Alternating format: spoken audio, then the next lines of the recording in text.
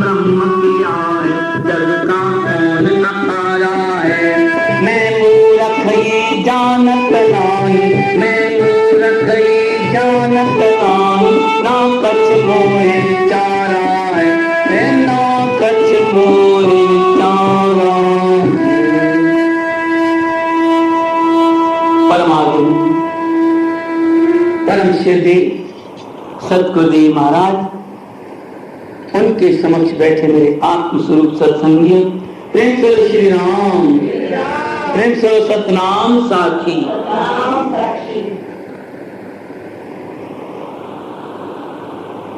श्री योग विशिष्ट में वशिष्ठ महाराज जी श्री रामचंद्र जी को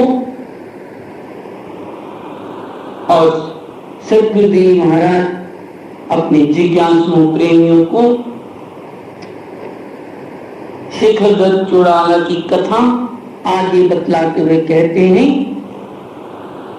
करुणा कर बतलाइए शरण पड़ाव में तो है। राजा शिखर दत्त आया है संत के पास, वो महापुरुष ऐसा उनको मिल गया जिसका कि उन्होंने मन में विचार किया था कि इसकी शरण में जाकर मेरे दुख दूर हो जाएंगे। ता चरनी शीश निवाए लिया, तन मन धन भेंट चढ़ाए लिया, सुन सतगुरु यह अरदासा जी, सब करिए संशय नाशा जी। यहाँ तक प्रसंग चल चुका है। अभी क्या वो उनके सतगुरु के आगे, संत महापुरुष के आगे क्या विनती करते हैं, कौन सी अरदास करते हैं, अरदास करनी कैसे चाहिए, गुरु के आगे कैसे बैठना चाहिए, सब विधि होती है इसकी। बिल्कुल नम्रता भाव से अपने अहंकार त्याग करके, अपने पद का, धन का, अपने रूप का, सब तरफ का अहंकार त्याग करके गुरु के आगे बैठना चाहिए और नम्रता भाव से, जिज्ञासु भाव से, और अपने आप को ही जान करके कि मैं कुछ भी नहीं जानता, ऐसे उनकी शरण में आके राजा शिखर दत्त भी उनके चरणों में आके बैठ गया। अब वो जाग गया है। हमारे सतगुरु महाराज कहते हैं कि जाग के सब काम करो, अगर जाग के नहीं करोगे तो वो सारा कार्य व्यर्थ चला जाता है। जिसने भी पाया है आलस्य को जब त्यागा है, तो हम भी अभी चलेगा वेदांत, निज ज्ञान की बातें चलेंगी। तो अधिकारी तो उत्तम जो होता है, उत्तम अधिकारी वो इस ज्ञान का अधिकारी है। उत्तम अधिकारी कौन? जिसको वैराग्य लगा है, जिसका विवेक जागृत हुआ है, जिसमें छह समताएं, छह गुण आए हैं, इच्छा जागृति हुई है, अपनी कल्याण की, उस आत्म ज्ञान को प्राप्त करने की दृढ़ संकल्प हुआ है। बस मुझे और कुछ नहीं चाहिए, बस आत्म ज्ञान, अपने स्वरूप का ज्ञान करना है, जिसका दृढ़ संकल्प मोक्ष हुआ है। मोक्ष की जिसको इच्छा जागृत हुई है पक्की, वो इसका ज्ञान का अधिकारी है। तो यहाँ तो सब तरह के आते हैं, उत्तम, मध्यम, कनिष्ठ। उत्तम, मध्यम, कनिष्ठ को चलो ज्ञान नहीं लगेगा तो उत्कंठा जागेगी, सुन करके उस परमात्मा के बारे में, आत्मा के बारे में उत्कंठा तो जागेगी। फिर आगे चल के फिर कभी जब कथा होगी तो फिर उसको वो समझने की करेगा। तो ये वार्ता सामान्य रूप से सबके लिए कही जाती है। प्रेम से श्री राम। तो जाग कर बैठे, अपना आसनवाद के वेदांत के लिए जागृति चाहिए, समझने की, सुनने के लिए। गुरु महाराज हर पल यही कहते हैं कि जाग करके बैठो, होशियार आसनवाद, आसन लगा के। कहता तेऊ करो सुजागी, कहता तेऊ करो सुजागी, भजन करे नित हो बड़ भागी, भजन करे नित हो बड़ भागी। पाओ निर्भय तेरा श्री राम जपो मन मेरा, पाओ निर्भय तेरा श्री राम जपो मन मेरा।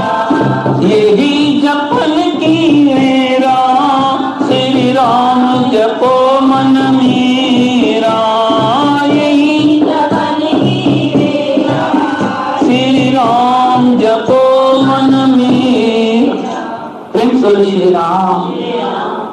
तो राजा भी उस महापुरुष के चरणों में शीश में आकर क्या कहता है कि करुणा करो मेरे ऊपर, रहमत कर दो हे गुरुदेव। कैसी? मैं आपकी शरण में आया हूं, ये कृपा करो कि मैं आया क्यों इस संसार में, आखिर मेरी जरूरत क्या थी? अगर मुझे पैदा नहीं करती तो क्या फर्क पड़ जाता भगवान? मैं आया ही क्यों जगत में? मुझे यहां अब आ भी गया तो फिर करना क्या है?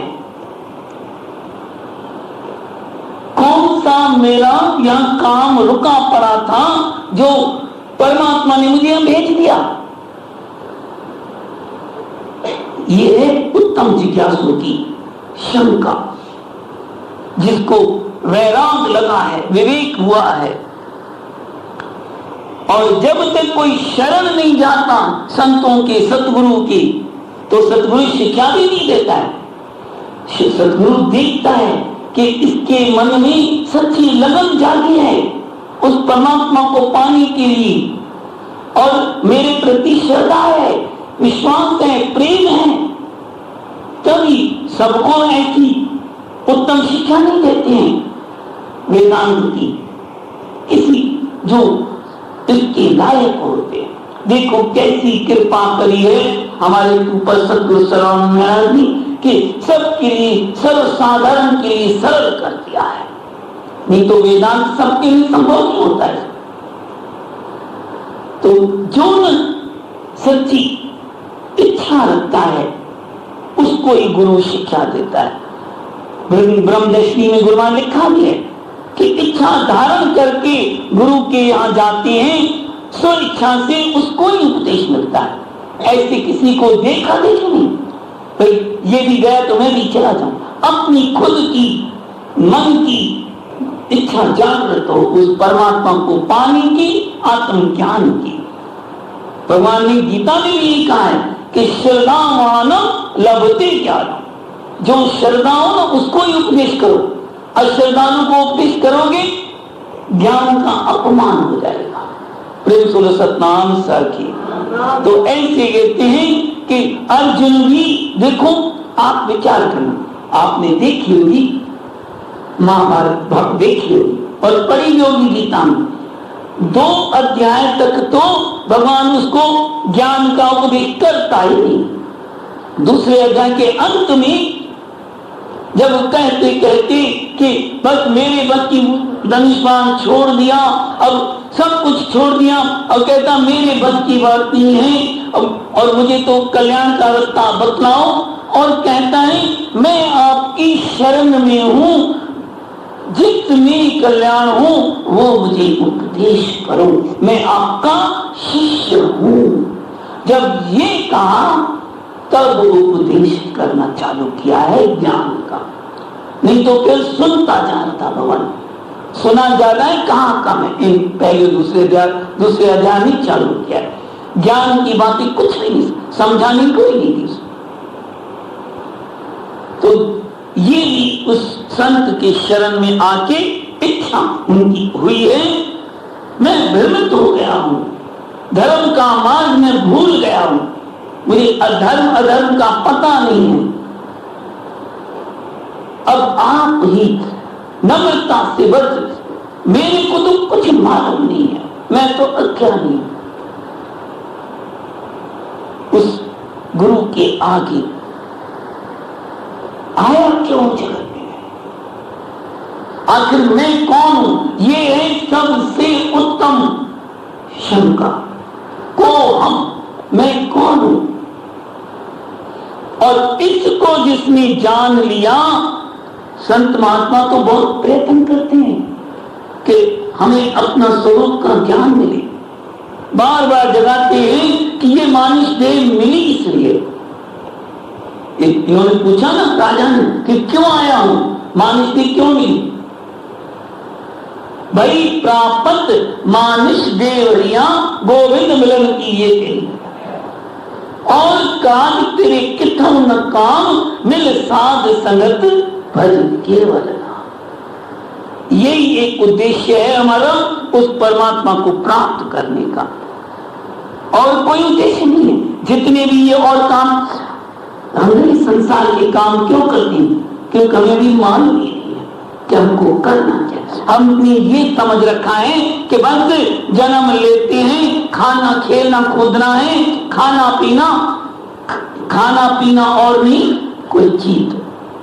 सतगुरु शब्द सारिया, बस खाना पीना यही जीना है, खाओ पियो मौज करो, इसीलिए आए हैं।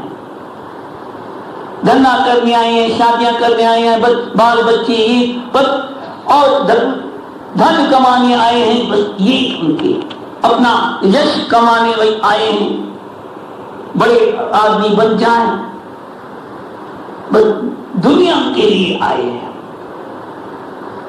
किसी के मन बहुत भाग्यशाली हैं जिसके मन में ये जागृत हो जाए कि मैं परमात्मा के लिए आया।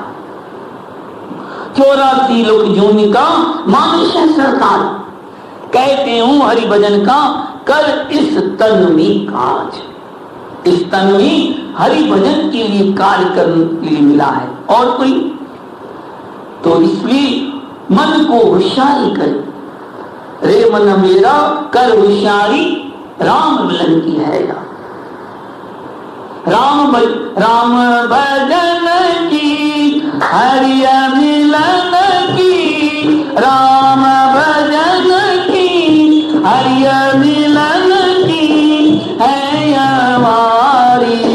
रे मन मेरा कर होशियारी, रे मन मेरा कर होशियारी। हे मेरे मन होशियारी करो, संत महापुरुष की बात को समझे। तुलसीदास जी ने कहा ना, तुलसी वो दिन याद कर जब तले था शीश, अब तो माया मोहिया भूल गया जगदीश, भूल गया जगदीश। पहले तो रो रहे थे हम माता के घर में, सिर नीचे लटक रहा था, रो रहे थे, चिल्ला रहे थे कि मुझे बाहर निकालो, मैं आपका भजन करूंगा। बाहर आते ही माया ने ऐसा मन पलटा, भूल गए जगदीश को, बस संसार की बातों में फंस गए। राजा के मन में यह विचार आया है कि भाई आखिर मैं हूं कौन। ऐसा पक्का विचार आ जाए, ये एक उत्तम शंका है। इसीलिए आए जिसने ने ये खोज लिया कि मैं कौन हूं, सतगुरु की दया से उनके शरण में जाकर उसके सारे काम, जीवन का लक्ष्य ही है। जिसने अपने आप को जान लिया उसने परमात्मा को जाना।